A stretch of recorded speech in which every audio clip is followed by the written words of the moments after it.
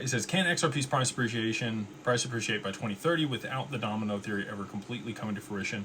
I think that, you know, it would see some adoption, but you're not going to get the big exponential move without that happening. There will be some supply and demand shock as the ETFs continue to eat through what's available on the OTC and dark pools, and once that's gone, the volume will have to move to exchanges. But if there's not outsized demand by the exchanges and by markets and by institutions and potentially retail all at the same time, you're not going to get an exponential move. I think it's going to be that way because I believe that it needs to be a very high price for them to start using it, and for them to be able to push it to that price. Really, supply and demand is the only way that they're going to be able to do that. You could escalate volume up to whatever that price was, and then if you needed to continue to add more volume to the network for it to continue to scale and meet the new demands of markets, you know, that were being tokenized, you know, real world assets.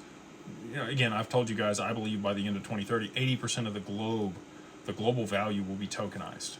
That's not that far from now. I mean, really just 4 years away. I believe that so 5 years, by the end of 2030, 80% of the globe is tokenized. And that's a lot of value moving on chain. XRP, I believe, will settle all of that back end. And so for it to do that, I mean, you would need the price to continue to escalate with the additional volume.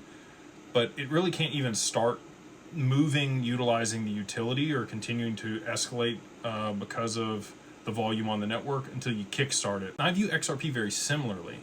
It needs to get to critical mass. It needs to have enough liquidity in it before they can start using it in a meaningful capacity to continue to drive adoption and price appreciation. I think that they're going to have to use supply and demand dynamics to push it to a very high price in a very short period of time, because that's the only way that it's really going to work and get the adoption. If that doesn't happen, it's not going to see the high prices that we've talked about.